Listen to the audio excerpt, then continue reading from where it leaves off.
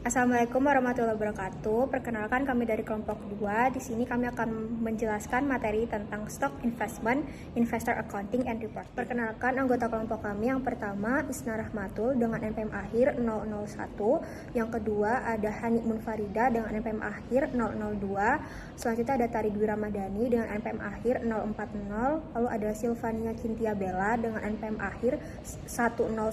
Lalu ada Tasya Nabila Satya dengan NPM akhir 112, lalu ada Carin Nabila Belinda dengan NPM akhir 244, lalu ada Anindya Widya Pramesti dengan NPM akhir 250, dan yang terakhir ada Indira Francisca dengan NPM akhir 347. Baik, yang pertama saya akan menjelaskan mengenai akuntansi untuk investasi saham.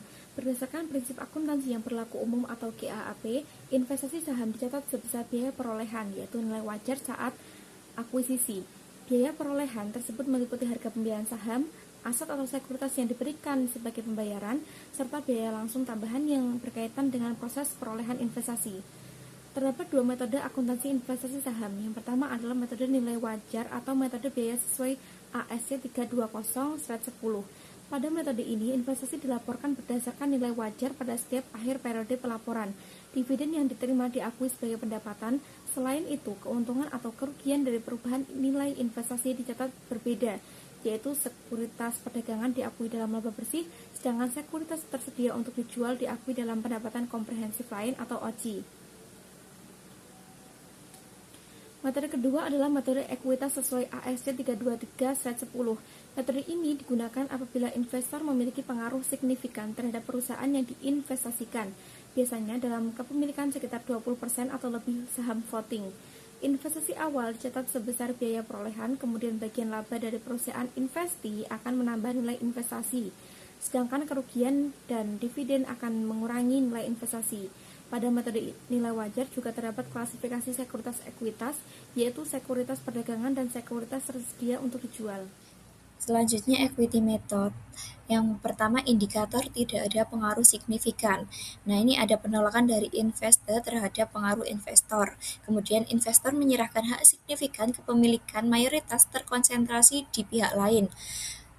Kemudian informasi tidak memadai atau terlambat, dan yang terakhir tidak mendapat kursi di dewan direksi. Kemudian penghentian equity method.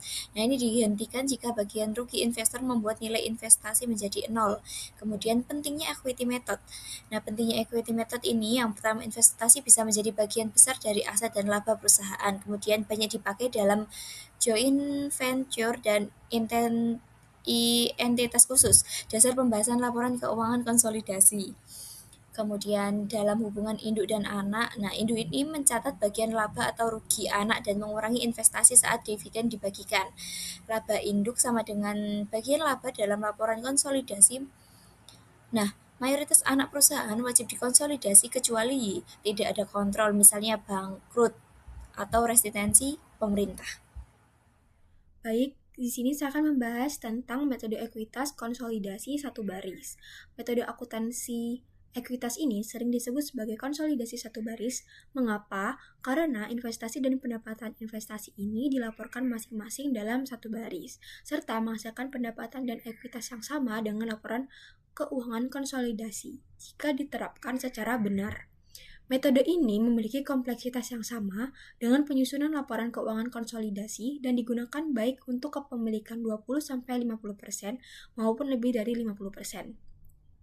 Di mana kepemilikan di atas 50% ini merupakan kombinasi bisnis. Perbedaan penerapan ini muncul karena investor dan perusahaan yang diinvestasikan tetap sebagai entitas hukum terpisah.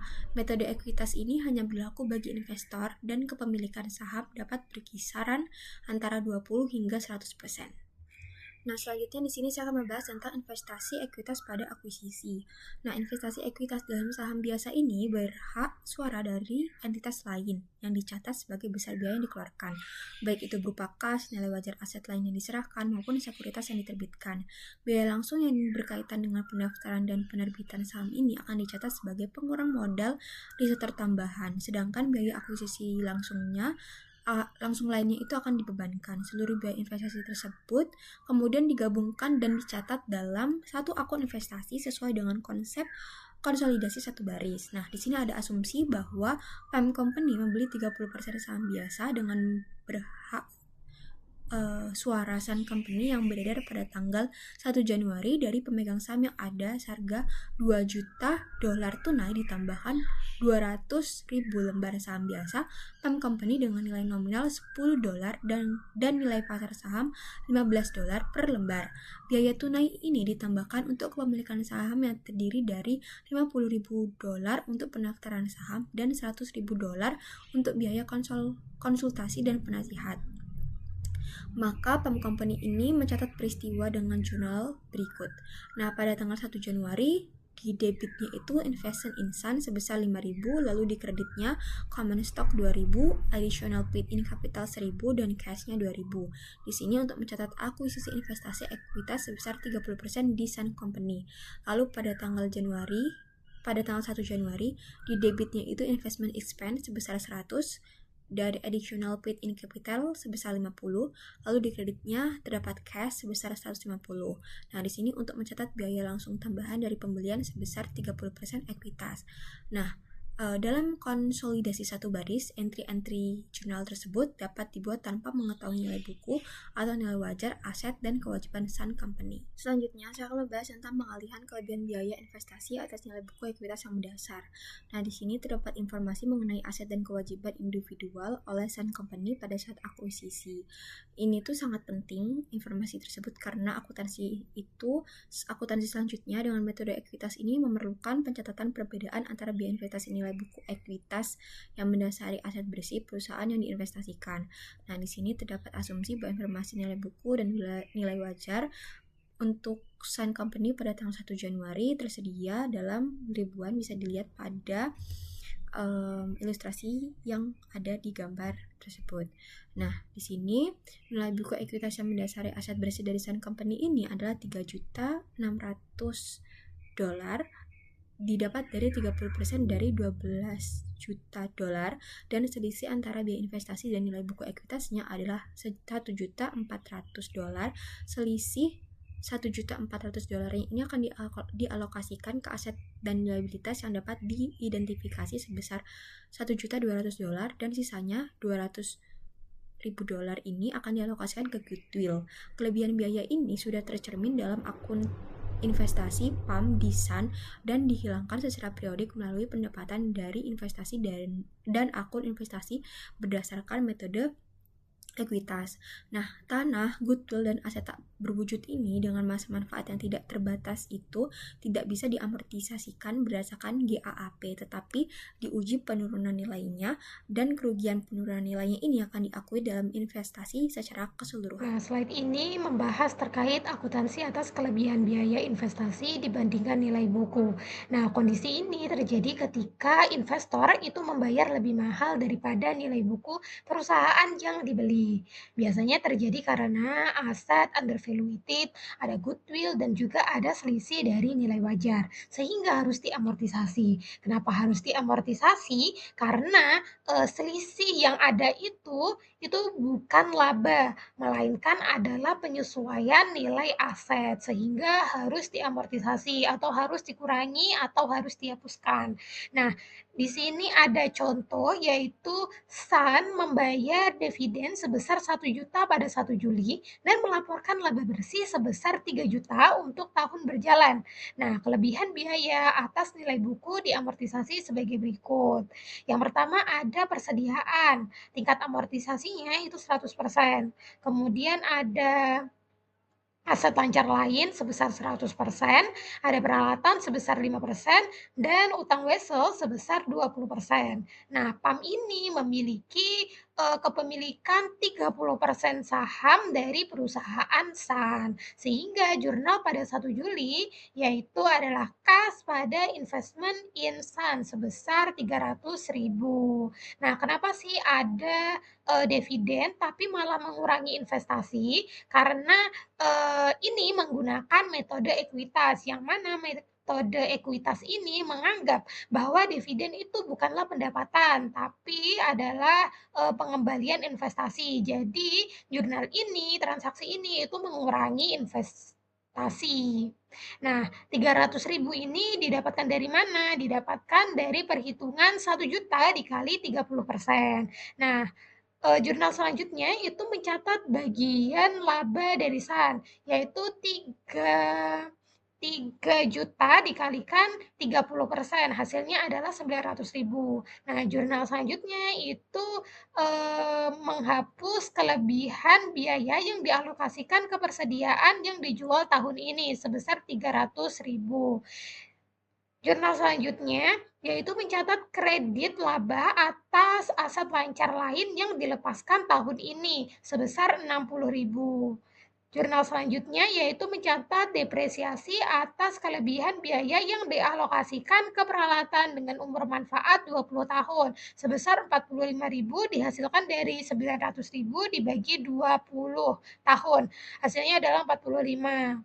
Nah, jurnal yang terakhir yaitu mengamortisasi kelebihan biaya yang dialokasikan ke utang wesel selama 5 tahun, yaitu sebesar 12.000 dihasilkan dari 60.000 dibagi 5 tahun. Nah, karena 5 jurnal ini terkait investasi dan juga laba, maka dapat diakumulasikan sehingga jurnal gabungan atau akumulasi dari kelima jurnal terakhir ini adalah investasi insan pada income from sun, yaitu sebesar 603.000. Baik, dan ini adalah ringkasan aktivitas akun investasi perusahaan PAM yang mana akhirnya atau saldo akhir investasi senilai 5.303.000. Baik, kita lanjut ke tabel selanjutnya. Ekuitas SAN sebesar 14 juta. Kemudian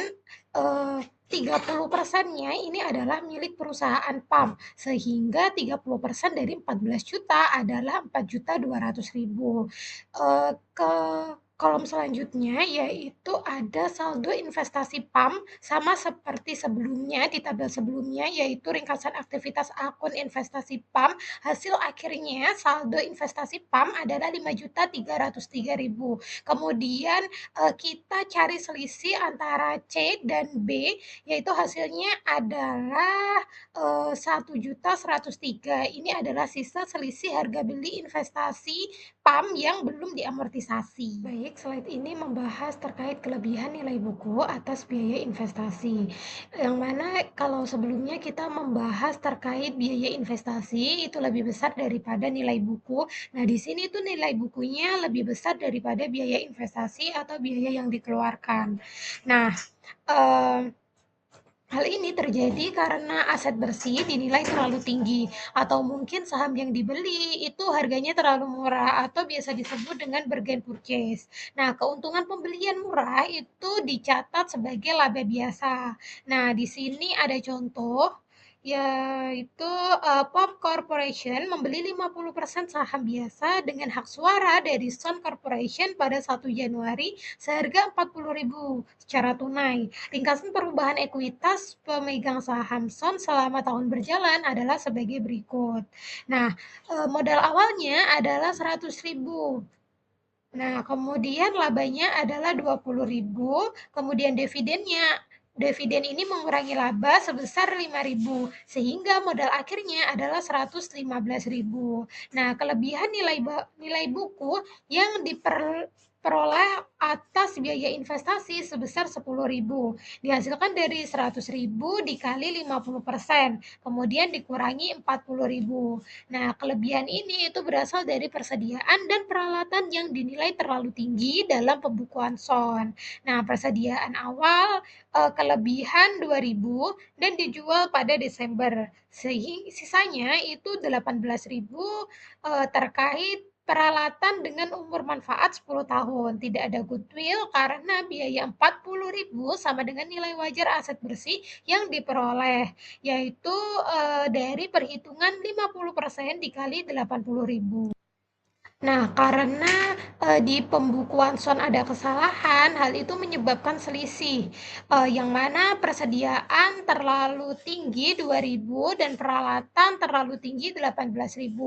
Dan karena POP itu punya 50% saham, sehingga persediaannya 2.000 dikali 50%, hasilnya adalah 1.000, dan peralatan 18.000 dikali 50%, hasilnya adalah 9.000. Kemudian di total antara inventories dan juga equipment, hasilnya adalah 10.000. Kemudian jurnal pada tanggal 1 Januari, yaitu investment in Son pada cash sebesar 40.000. Ini mencatat pembelian 50% saham Son. Kemudian pada tanggal 1 Juli itu perusahaan mencatat dividen yang diterima, yaitu jurnalnya adalah kas pada investment in Son sebesar 2.500, dihasilkan dari 5.000 dikali 50%. Nah, pada tanggal 31 Desember, perusahaan mencatat bagian laba Son, yaitu jurnalnya adalah investment in Son pada income from Son sebesar 10.000, dihasilkan dari 20.000 dikali 50%. Nah, pada tanggal 31 Desember ini, perusahaan mengamortisasi kelebihan nilai buku atas biaya persediaan dan peralatan. Nah, jurnalnya adalah investment in Son dan pada income from Son sebesar 1.900. Nah, 1.900 ini didapatkan dari perhitungan 1.000 ditambah 900. Persediaannya 1.000 ini karena dijual habis sehingga diamortisasi 100%, yaitu 1.000 dikali 100%, hasilnya adalah 1.000. Kemudian peralatannya itu kan disusutkan selama 10 tahun, sehingga 9.000 dibagi 10 tahun hasilnya 900. Nah, antara persediaan dan peralatan ini dijumlah, hasilnya adalah 1.900. Nah, POP melaporkan laba investasi dari Son sebesar 11.900, perhitungan dari 10.000, tabel yang pertama tadi, kemudian ditambah dengan 1.900, perhitungan yang sebelumnya ada di jurnal. Dan saldo investasi pada Son sebesar 49.400 pada 31 Desember. Nah, baik, slide ini membahas terkait bargain purchase, yang mana POP juga mengakuisisi 25% kepemilikannya di Stock Corporation dengan harga 110.000 pada tanggal 1 Januari, dan ini adalah aset bersihnya. Ada book value, fair value, dan juga excess fair value. Nah, laba bersih SAK untuk tahun tersebut adalah 60.000. Dividen yang dibagikan adalah 40.000. Nah, persediaan under value telah terjual sepanjang tahun. Bangunan under value memiliki sisa umur manfaat 4 tahun ketika POP membeli 25% kepemilikan. Nah, karena nilai wajar aset bersih yang diperoleh melebihi biaya investasi, maka terdapat bargain purchase yang diakui sebagai keuntungan biasa. Nah, kenapa sih muncul bargain purchase? Yaitu karena nilai wajar aset bersih bagian POP itu 120, dihasilkan dari 480.000 dikali 25%. Hasilnya adalah 120.000, tapi POP hanya membayar sebesar 110.000. Nah, artinya ini tuh POP membeli sesuatu yang nilai wajarnya 120.000 dengan harga 110.000, sehingga muncul adanya bargain purchase, yaitu selisih antara 120 dikurangi 110, hasilnya adalah 10.000. Sehingga jurnal pada 1 Januari pada saat mencatat akuisisi, yaitu jurnalnya adalah investment in SAK sebesar 120.000 pada cash sebesar 110 dan gain on bargain purchase sebesar 10. Dan sepanjang tahun perusahaan akan menerima dividen, kemudian jurnalnya adalah kas pada investment in SAK sebesar 10.000. Nah, pada tanggal 31 Desember, perusahaan juga akan mengakui laba investasi, yaitu jurnalnya adalah investment in SAK pada income from SAK sebesar 6.250. Nah, 6.250 ini adalah hasil perhitungan dari 25% dari laba bersisa 60.000, yaitu hasilnya adalah 15.000, kemudian dikurangi dengan excess fair value persediaan, yaitu 20.000 dikali 25%, hasilnya 5.000, kemudian juga dikurangi dengan amortisasi ekses bangunan yang awalnya excess fair value-nya 60.000, kemudian dikali kepemilikan, yaitu 25%, hasilnya 15.000, kemudian dibagi dengan masa manfaat 4 tahun, hasilnya adalah 3.750. Kemudian ketiga komponen itu dijumlah sehingga hasil total laba investasinya adalah 6.250. Interim Acquisition of Investment Interest. Subbab ini menjelaskan perlakuan akuntansi ketika investor memperoleh saham invested di tengah periode akuntansi. Dalam kondisi ini, dasar perhitungan bagian ekuitas tidak cukup menggunakan saldo awal tahun, melainkan harus disesuaikan terlebih dahulu. Ekuitas investor dihitung dari saldo awal ditambah laba yang diperoleh sampai tanggal akuisisi dan dikurangi dividen yang telah dibagikan sebelum tanggal tersebut. Pendekatan ini didasarkan pada asumsi bahwa laba diperoleh secara proporsional sepanjang tahun. Setelah bagian ekuitas dihitung sesuai persentase kepemilikan, investor membandingkannya dengan harga perolehan investasi untuk menentukan apakah terdapat selisih antara harga beli dan nilai buku. Nah, jika harga perolehan lebih tinggi daripada bagian nilai buku, maka timbul excess cost over book value. Selisih ini harus dianalisis dan dialokasikan terlebih dahulu ke aset teridentifikasi yang memiliki perbedaan antara nilai wajar dan nilai buku, seperti bangunan atau peralatan. Sisa selisih yang tidak dapat diatribusikan ke aset tertentu diakui sebagai goodwill. Untuk aset yang memiliki umur manfaat terbatas, selisih yang dialokasikan harus diamortisasi dan akan mengurangi pendapatan investasi pada periode selanjutnya.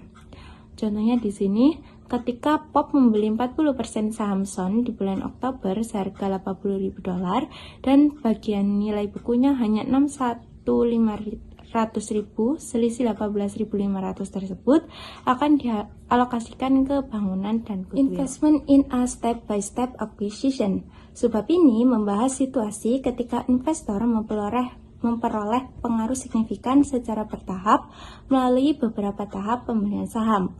Pada tahap awal, jika kepemilikan masih di bawah 20%, investasi biasanya dicatat menggunakan metode biaya atau nilai wajar karena belum dianggap memiliki pengaruh signifikan. Namun, ketika kepemilikan meningkat hingga 20% atau lebih dan investor mulai memiliki pengaruh signifikan terhadap kebijakan operasional dan keuangan investor, maka metode pencatatan harus berubah menjadi metode ekuitas. Nah, perubahan metode ini tidak dilakukan secara prospektif saja, tetapi secara retrospektif. Artinya, laporan sebelumnya itu harus disesuaikan seolah-olah metode ekuitas telah diterapkan sejak awal kepemilikan sertifikat tersebut. Investor perlu menyesuaikan saldo akun investasi dan laba ditahan agar mencerminkan bagian laba investor yang sudah seharusnya diakui. Sebagai ilustrasi, jika POP awalnya membeli 10% saham Son dan kemudian menambah 10% lagi sehingga total menjadi 20%, maka sejak mencapai 20% tersebut, POP wajib menggunakan metode ekuitas dan melakukan penyesuaian terhadap pencatatan sebelumnya. Sale of an equity interest. Sebab ini menjelaskan perlakuan akuntansi ketika investor menjual sebagian kepemilikan investasinya sehingga kehilangan pengaruh signifikan. Jika setelah penjualan persentase kepemilikan turun di bawah 20% atau investor tidak lagi dapat memengaruhi kebijakan perusahaan investasi, maka metode ekuitas tidak lagi digunakan. Investor harus beralih ke metode nilai wajar atau metode biaya dan saldo investasi yang tersisa menjadi dasar baru dalam pencatatan selanjutnya. Nah, keuntungan atau kerugian dari penjualan itu dihitung sebagai selisih antara harga jual dan nilai buku bagian yang dilepas. Nilai buku bagian yang dijual dihitung berdasarkan proporsi kepemilikan terhadap saldo akun investasi pada saat penjualan. Misalnya, jika PAM memiliki 40% saham dengan nilai buku $700.000 dan menjual sebagian besar kepemilikannya sehingga hanya tersisa 8%, maka bagian yang dijual dihitung berdasarkan proporsi dari saldo tersebut. Selisih antara harga jual dan nilai buku yang dilepas itu diakui sebagai laba atau rugi, sementara sisa investasi dicatat menggunakan metode yang baru. Selanjutnya, stock purchase directly from the investor. Subbab ini membahas pembelian saham yang dilakukan langsung dari perusahaan investor melalui penerbitan saham baru. Berbeda dengan pembelian saham dari pemegang saham lama, transaksi ini menambah jumlah saham beredar perusahaan. Oleh karena itu, persentase kepemilikan investor dihitung berdasarkan total saham yang beredar setelah penerbitan baru tersebut. Hal ini dapat mengubah struktur kepemilikan dan mempengaruhi besarnya pengaruh investor terhadap perusahaan. Nah, dalam menghitung bagian nilai buku yang diperoleh, investor itu membandingkan jumlah saham yang dibeli dengan total saham beredar setelah penerbitan. Misalnya, jika sebelumnya terdapat 20.000 saham beredar dan investor membeli 20.000 saham baru yang diterbitkan perusahaan, maka total saham menjadi 40.000 dan investor memiliki 50% kepemilikan. Jika total ekuitas setelah penerbitan adalah $800.000, maka bagian nilai buku investor adalah 50% dari jumlah tersebut. Pendekatan ini menegaskan pentingnya memahami perubahan struktur modal ketika saham dibeli langsung dari perusahaan. Selanjutnya adalah prosedur akuntansi metode nilai wajar atau biaya dan metode ekuitas. Misalkan, Pop Corporation memperoleh 2.000 dari 10.000 saham beredar milik Sun Corporation dengan harga $25 per saham pada 1 Juli. Misalkan, nilai buku dan nilai wajar aset serta liabilitas Sun adalah sama. Selain itu, kas yang dibayarkan sama dengan 20% dari nilai wajar aset bersih Sun. Laba bersih Sun untuk tahun fiskal yang berakhir 31 Desember adalah $25.000 dan dividen sebesar $10.000 dibayarkan pada 1 November.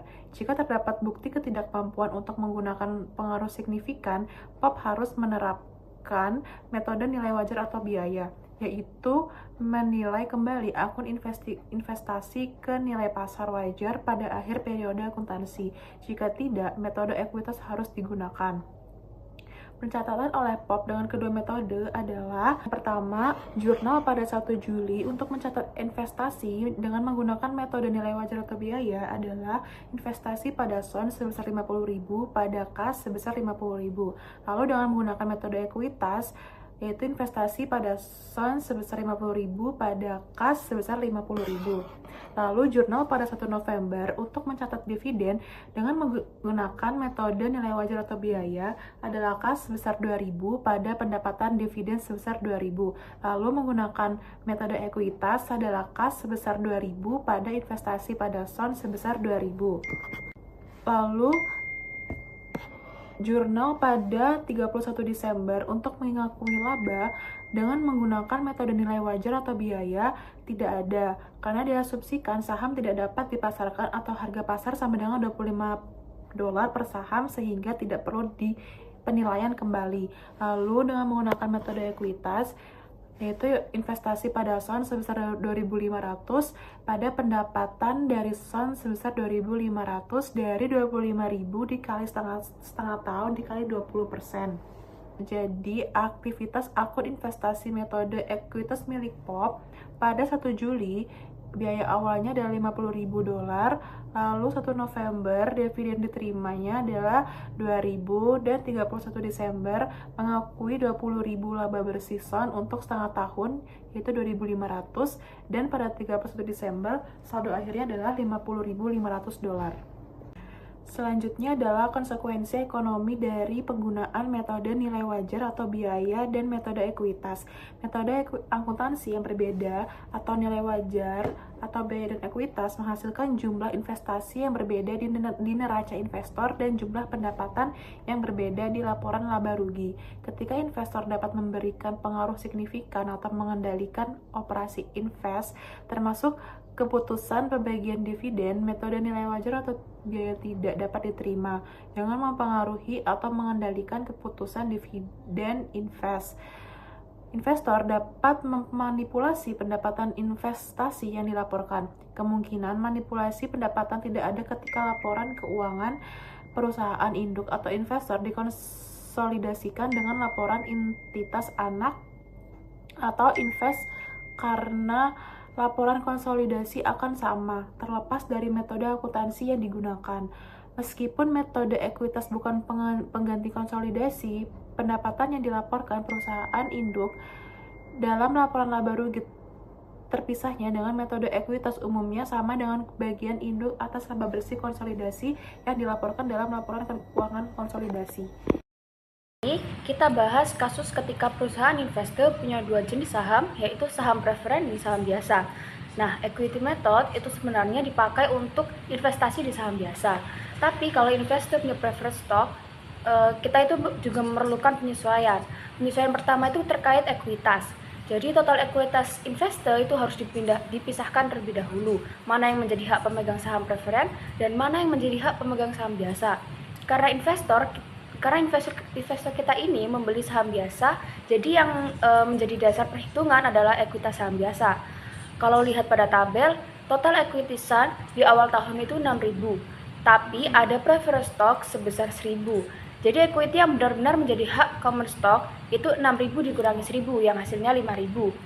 Setelah itu, PAM membeli 40% saham biasa seharga 2.500. Nah, kita hitung nilai buku yang diperoleh PAM. Karena equity common-nya 5.000, maka 40% dari 5.000 adalah 2.000. Tapi PAM bayarnya 2.500. Nah, selisih 500 itu disebut goodwill. Jadi goodwill ini muncul karena biaya investasi lebih besar dari nilai buku bagian ekuitas common yang dibeli. Penyesuaian kedua itu terkait laba bersih. Karena ada preferred stock, laba bersih investor harus dialokasikan terlebih dahulu. Preferred stock punya hak dividen terlebih dahulu, jadi net income Sun 700 tidak langsung dikalikan 40%. Preferred dividennya dihitung terlebih dahulu 10% dari 1.000 yang hasilnya 100. Jadi laba yang benar-benar menjadi hak common adalah 700 dikurangi 100, yaitu 600. Baru setelah itu PAM mengambil 40% dari 600 yang hasilnya 240. Pada slide ini kita akan membahas mengenai discontinued operations. Jadi discontinued operations adalah bagian usaha yang dihentikan atau dijual. Dalam laporan laba rugi, discontinued operations harus dipisahkan dari laba operasi normal. Di contoh, Sun punya income dari continuing operations sebesar 500. Lalu ada discontinued operation loss sebesar 50, yang akhirnya total net income-nya dalam 450. POP punya 40% kepemilikan, jadi bagian POP dari laba normal itu 40% dikalikan 500, yang hasilnya adalah 200. Lalu bagian POP dari rugi discontinued operations itu 40% kalikan 50 yang hasilnya 20 rugi. Yang penting di sini meskipun POP tetap pakai equity method dan tetap mengambil share laba investor, tetapi dalam pelaporannya bagian discontinued operations tidak boleh digabung dengan income normal. Itu harus dipisahkan. Kalau dijelaskan secara singkat, investor akan melaporkan 200 sebagai income normal dari investor dan 20 sebagai rugi discontinued operations.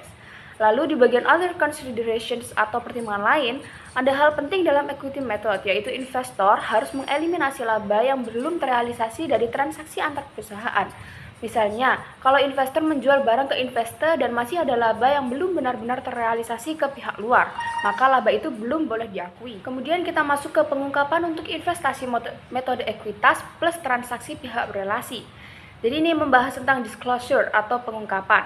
Jadi kalau perusahaan punya investasi dengan metode ekuitas yang material atau signifikan, maka perusahaan itu wajib memberi informasi tambahan di catatan laporan keuangan. Yang wajib diungkapkan itu biasanya nama investor dan presentasi kepemilikan, kebijakan akuntansi yang dipakai misalnya equity method, lalu selisih jika ada antara carrying amount investasi dengan underlying net assets investor, dan yang terakhir itu jika investasinya besar, biasanya perusahaan itu juga menyajikan ringkasan laporan keuangan investor seperti ringkasan aset, liabilitas, dan juga laba. Nah, bagian berikutnya adalah related party transactions atau transaksi pihak berelasi. Transaksi pihak berelasi ini penting karena tidak selalu dilakukan dengan harga pasar yang wajar. Karena itu, perusahaan itu harus mengungkap sifat hubungan pihak berelasi, deskripsi transaksi yang dilakukan, nilai transaksinya dan perubahannya dari tahun sebelumnya, dan saldo akhir periode, misalnya ada piutang atau utang kepada pihak berelasi. Tujuan pengungkapan ini itu adalah supaya pembaca laporan keuangan bisa menilai apakah transaksi-transaksi tersebut wajar dan seberapa besar dampaknya terhadap perusahaan. Nah, jadi di sini kita akan membahas mengenai pengujian penurunan nilai goodwill. Di sini teman-teman pasti sudah tahu ya goodwill itu apa. Jadi goodwill itu selisih nilai antara pembelian dan fair value dari perusahaan yang diakuisisi. Nah, goodwill ini biasanya berupa seperti reputasi branding, terus loyalitas pelanggan dan lain sebagainya. Jadi istilah kata tuh goodwill ini, perusahaan ini menganggap perusahaan yang diakuisisi ini akan worth, makanya dibayar lebih tinggi daripada fair value-nya. Nah, goodwill ini beda dengan aset tetap karena goodwill itu tidak diamortisasi. Karena kenapa goodwill tidak diamortisasi? Karena goodwill ini dianggap memiliki masa manfaat yang tidak terbatas. Tapi bukan karena tidak diamortisasi jadi tidak diapa-apakan ya. Tapi tetap menurut akuntansi goodwill itu harus diuji. Penurunan nilainya minimal 1 kali dalam setahun. Jadi ketika nilai wajar lebih dari nilai buku, fair value-nya itu lebih besar dari nilai buku, itu tidak ada penurunan nilai atau impairment. Tapi jika fair value-nya lebih kecil daripada nilai buku, maka akan lanjut ke tahap kedua. Nah, untuk menentukan nilai wajar dan nilai bukunya ini adalah aset dikurangi liabilitas. Jadinya aset bersih dengan nilai goodwill saat diakuisisi. Nah, setelah ditentukan tadi apakah dia akan dilakukan impairment atau tidak, ketika nilai fair value-nya itu lebih kecil daripada nilai buku, maka akan dilakukan proses tahap kedua pengujian. Nah, di tahap kedua ini kita akan menghitung implied fair value goodwill. Caranya adalah dengan mengalokasikan total fair value unit ke seluruh aset dan liabilitas yang dapat diidentifikasi berdasarkan fair value-nya. Selisih antara total fair value unit dan fair value aset bersih teridentifikasi itulah yang disebut dengan implied goodwill. Nilai ini kemudian dibandingkan dengan goodwill yang tercatat di laporan keuangan. Nah, di slide selanjutnya ini kita akan langsung membahas contoh perhitungannya biar lebih paham lagi. Jadi di contoh ini total fair value unitnya itu ada 36,25 juta dolar.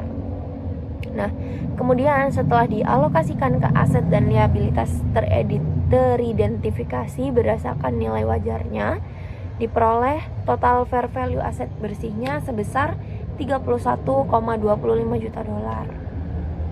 Nah, selisih antara 36,25 juta dan 31,25 juta itu adalah ketemu di 5 juta dolar. Nah, jadi 5 juta dolar ini adalah implied fair value goodwill atau nilai goodwill yang seharusnya secara ekonomi saat ini. Jadi saat ini tuh nilai goodwillnya ada di angka 5 juta dolar. Tapi di laporan keuangan itu goodwill itu masih tercatat sebesar 6,3 juta dolar. Jadi saat baru diakuisisi, goodwill yang tercatat itu sebesar 6,3 juta dolar, dan sekarang sudah berubah nilainya menjadi 5 juta dolar, yang mana nilainya ini menurun. Jadi inilah impairment, jadi harus dicatat. Karena nilai tercatat itu lebih tinggi daripada implied goodwill yang 5 juta ini tadi, maka terdapat kelebihan pencatatan sebesar 1,3 juta dolar. Selisih ini yang harus diakui sebagai rugi impairment. Setelah pengakuan rugi tersebut, nilai goodwill di neraca disesuaikan menjadi 5 juta dolar dan tidak boleh dinaikkan kembali di periode berikutnya meskipun kondisi membaik. Jadi ketika sudah turun, sudah dilakukan impairment, sudah dicatat kembali, itu meskipun kondisi sudah membaik, nilainya tidak boleh dinaikkan lagi. Jadi goodwill ini hanya dicatat ketika nilainya menurun, yaitu tadi impairment itu tadi. Menentukan nilai wajar unit pelaporan. Nilai wajar aset dan kewajiban adalah jumlah di mana aset dan kewajiban tersebut dapat dipertukarkan dalam transaksi yang wajar. Oleh karena itu, nilai wajar suatu unit pelaporan adalah jumlah di mana unit tersebut dapat dibeli atau bisa juga dijual dalam transaksi saat ini. Nah, contohnya pada sebelumnya, yaitu mengasumsikan bahwa harga pasar yang dikutip saat ini tersedia untuk saham SAN. Nah, namun GAAP menganggap harga pasar saat ini di pasar yang aktif. Jadi, harga pasar yang aktif sebagai indikator nilai wajar yang paling andal untuk unit pelaporan. Opsi nilai wajar untuk investasi metode ekuitas. Perusahaan yang mengambil opsi nilai wajar akan menghitung nilai wajar menggunakan metode yang dijelaskan pada sebelumnya. Nah, opsi ini harus terus berlanjut selama investasi tersebut dimiliki. Nilai wajar dihitung ulang setiap tahun.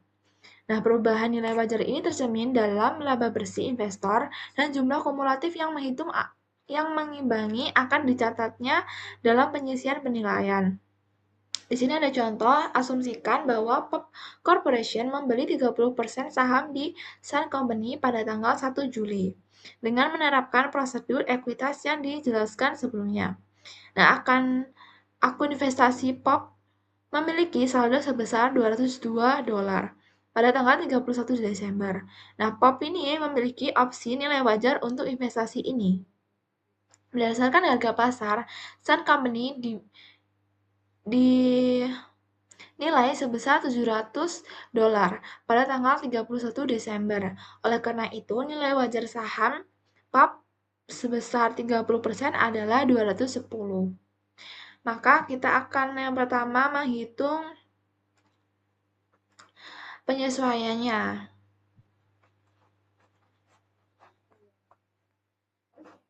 Nilai wajarnya kan tadi 300 dari 30%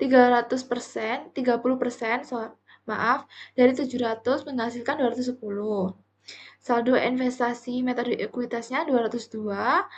Lalu menghitung adanya kenaikan nilai keuntungan yang belum direalisasi itu dari 210 dikurangi 202 menghasilkan 8.000. Jadi ayat jurnalnya adalah penyisian untuk menyesuaikan investasi metode ekuitas dengan nilai wajar 8.000 serta keuntungan yang belum direalisasi atas investasi metode ekuitas 8.000. Selanjutnya, pelaporan dan pengungkapan. GAAP mewajibkan perusahaan untuk melaporkan jumlah agregat goodwill yang material sebagai pos terpisah dalam neraca. Demikian juga, perusahaan harus menunjukkan kerugian penurunan nilai goodwill secara terpisah dalam laporan laba rugi. Sebagai komponen pendapatan dari operasi berlanjut, kecuali penurunan nilai tersebut terkait dengan operasi yang dihentikan. Nah, penurunan nilai goodwill dari operasi yang dihentikan harus dilaporkan secara terpisah. Jadi, laporan goodwill itu harus dilaporkan secara terpisah setelah dikurangi dampak pajak penghasilannya.